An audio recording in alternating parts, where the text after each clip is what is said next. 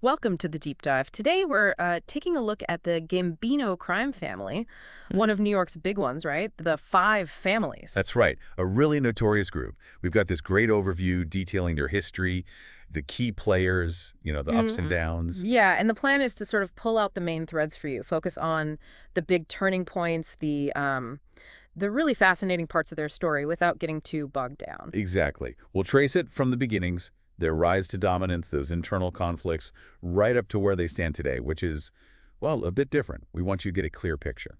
Okay, so let's kick things off. The origins. We're talking early 1900s New York City. Yep. And the founder, according to our sources, is Vincent Mangano. Now, what's interesting is after the Castellammares War ended around 1931, that was a huge bloody conflict that really redrew the Mafia map in New York. A defining moment, definitely. The Gambino family, or the Mangano family as it was then, wasn't actually one of the biggest players initially. They were sort of minor leaguer compared to some others. Right. But then you get figures like Albert Anastasia emerging.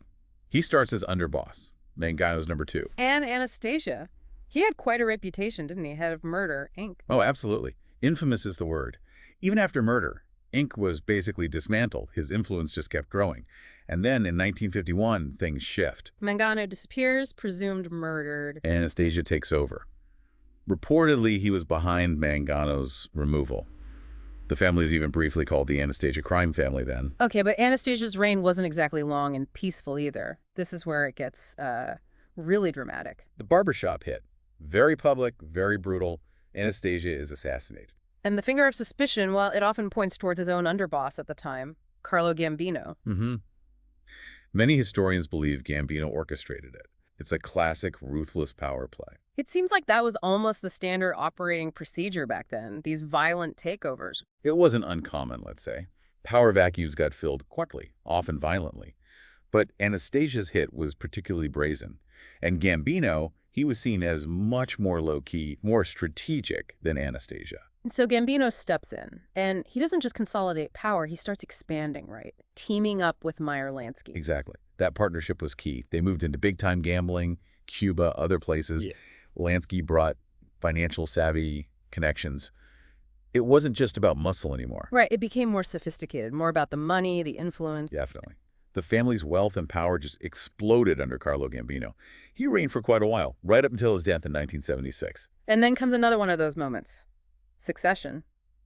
Gambino makes a choice that causes ripples. Yeah, instead of appointing his long-serving underboss, he picks his brother-in-law, Paul Castellano. Which you can imagine didn't sit well with everyone. Appointing family, maybe seen as bypassing more established figures. Precisely. Castellano was seen by some as more of a businessman, maybe a bit detached from the street-level stuff. This created resentment, friction. And that friction creates an opening for someone else. A name that becomes maybe the most famous mafia name of the late 20th century. John Gotti. Right. Gotti saw his chance. He orchestrates Castellano's murder, another very public hit, outside Sparks Steakhouse in December '85. And by January '86, Gotti is the boss. And his style? Completely different. Yeah, tell us about that. It was a real break from the past, wasn't it? Oh, totally. Previous bosses, like Gambino, actively avoided the limelight. They operated from the shadows. Gotti seemed to thrive on the attention.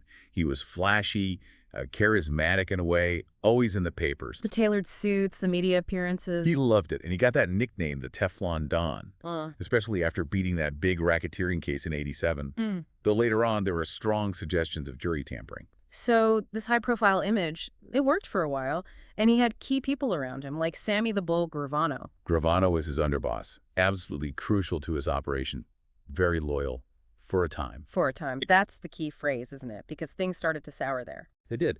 Our source material mentions tapes, FBI recordings, where Gotti is heard bad-mouthing Gravano, criticizing him. Trust was eroding. And that leads to something huge, a massive betrayal in the eyes of the Mafia. November 1991. Sammy Gravano flips. Yeah. Becomes a government witness. Wow. The underboss of the Gambino family testifying against the boss. How big a deal was that at the time? Unprecedented, really. The highest-ranking New York mobster to turn state's evidence up to that point. It sent absolute shockwaves through the underworld. Did it change things? Did it make others more likely to flip? I think it definitely did. It showed that anyone could potentially cooperate if the pressure was high enough. It weakened that code of silence, omertà, no doubt about it. So Gravano's testimony plus those tapes, that was the end for Gotti. Pretty much. Gotti was convicted in 1992, racketeering, murder, a whole list, got life in prison. The Teflon was finally scratched. But even from jail, he tried to keep running things. Initially, yes. He set up a sort of ruling panel. Later, his son, John Jr. Gotti, took the reins for a while. But Junior had his own problems with the law, didn't he? He did. Multiple trials, convictions. It just became harder and harder to manage things effectively from prison or when constantly under indictment. So Peter Gotti, John's brother, takes over around 2001. Yeah, but the family's power was already seriously diminished by then, and Peter Gotti ended up getting imprisoned too in 2003. And we see more defectors around this time too, like Michael DiLeonardo. Mikey Scars, DiLeonardo, yeah. Another former Gotti loyalist who became a government witness. It just shows that pattern, continuing internal pressure, legal trouble, leading to cooperation. So it sounds like a story of decline after the Gotti peak, but crucially, they didn't just disappear, did they? Not at all. That's really important to understand. Despite the hits they took, the Gambino family stayed active. They adapted, maybe lowered their profile a bit compared to the Gotti days, but they were still involved in crime. What kind of activities are we talking about in more recent years? The classic stuff, really. Gambling, loan sharking, extortion, union racketeering, fraud, money laundering, some narcotics trafficking, too. And law enforcement kept coming after them. Oh, yeah. The source lists numerous busts. 2009, Operation Pure Luck, hitting Gambino and Locay's guys for loan sharking. 2017, arrests linking them with the Bonanno family. I see a note here about 2019, Thomas Gambino being arrested, potentially linking back to Sicilian Mafia elements. Right, the Inzerillo family connection. That was significant, suggesting maybe some renewed transatlantic ties. Plus, more extortion busts in the Bronx and Westchester that same year. And it continues right up to the present. 2023, arrests for racketeering, conspiracy, extortion, union stuff involving a capo, Joseph Lanning. Joe Brooklyn Lanning, yeah. And then just recently, June 2024, another big indictment. 17 members and associates charged with running a huge illegal gambling and loan sharking ring on Staten Island. So clearly still operational, still maintaining that structure. Seems so. You still hear about the hierarchy, a boss, underboss, consigliere, the capos running crews of soldiers or made men, and then associates below them. Any names currently in those top spots? Well, Frank Cali was believed to be the boss until he was assassinated in 2019. Domenico Cefalo has been named as boss before, and possibly after Cali.